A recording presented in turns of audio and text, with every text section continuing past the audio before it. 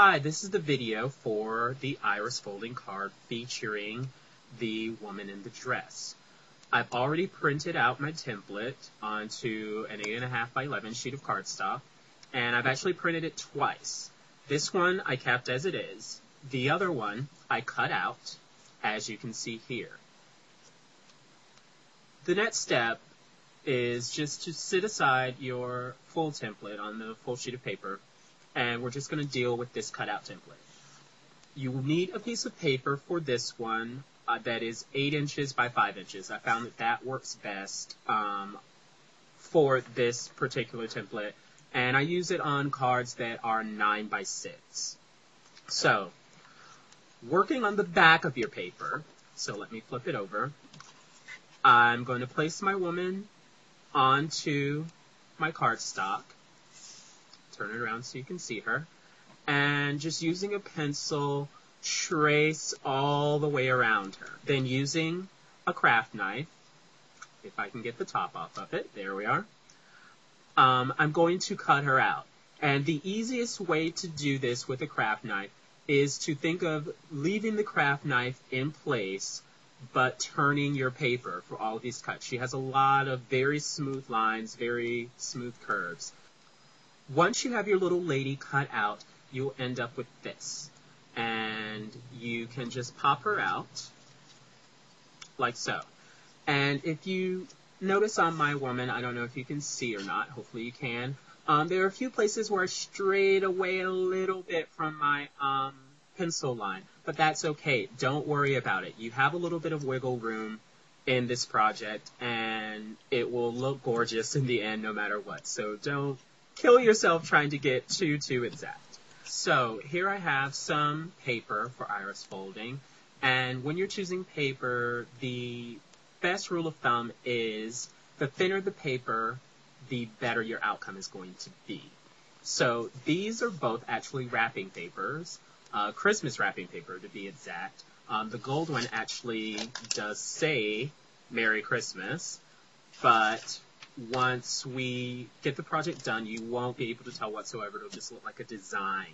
So I cut the wrapping paper into strips, and I just need to know that my strips are long enough to cover the longest part of the dress. So I know that this is long enough because there's some overhang, which is good and which I need, so I know I'm okay. And while I have this here, it's also important to remember all of the dress is the centerpiece of this iris fold. You also have areas of skin, 2 arms and a back. You have her hair, and you have the waistband. Once I have my paper strips cut, then I just like to fold them in half by hand first. Just get the crease going.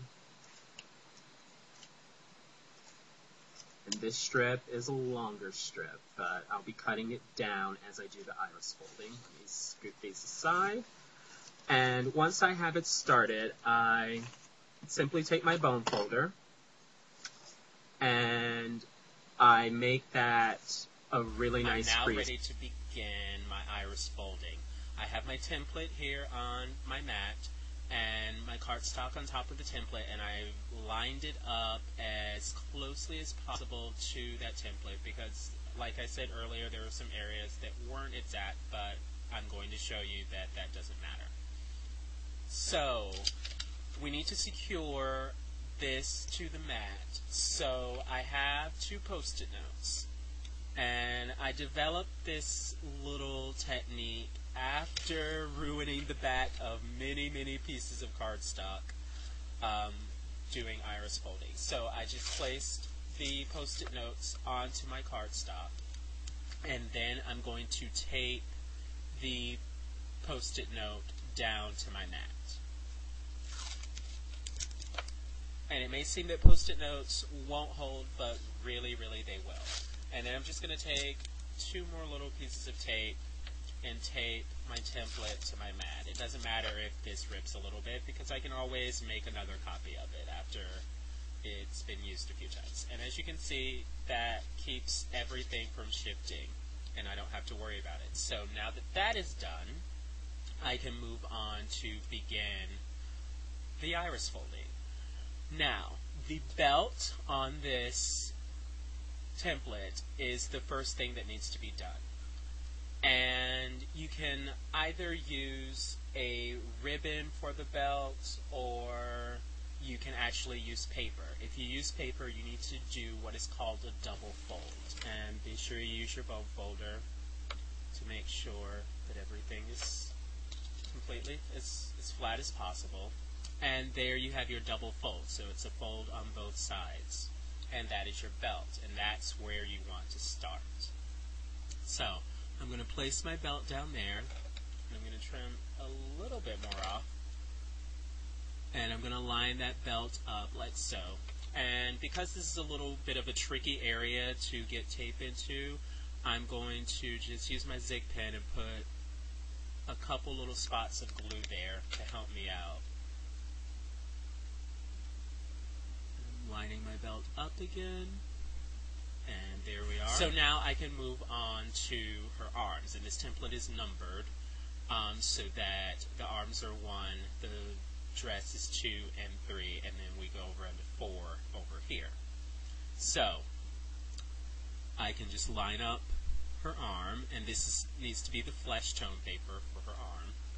And once again, I want to put just a little bit of glue just to begin with, just for my zig pen, just for this little area. And line that up. And use a piece of tape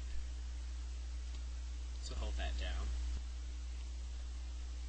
Now I'm moving on to her dress, the number 2 and number 3 in this template.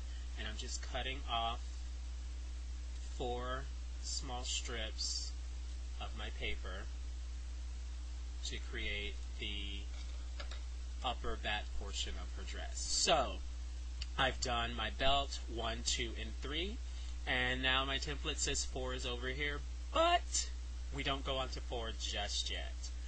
We need to do her upper body. And the reason that I do that at this point rather than going on to 4 and then doing that at the end is because if I have this covered, I will have completed her entire upper body before I go on to the skirt, which I think is a smart thing to do. Now, I'm ready to move on. My back is covered, and this is a different one. I've switched out on you. But I'm ready to move on to doing the skirt. And this is really the easy part. Once the top is done, it's smooth sailing from here. So I've just cut a few strips, smaller strips.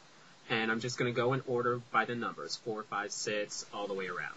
So now I have completely covered my opening with my paper, and I've gone back over and applied tape all the way over the back. If you get some that hangs off of your cardstock, don't worry, you can always trim that later. Now it is the revealing moment, so I'm just going to remove my Post-its. Super simple. Don't have to worry about damaging the back of your cardstock. And I can turn my image over, and there we have her. I've actually already gone in with a souffle pen, which is a liquid embossing pen, and started giving her hair a little bit of embellishment. As you can see, the wet parts are up here, and the gray parts that you see are the dry parts, and it's actually raised, just like embossing, but you have the control of the pen. Great little product.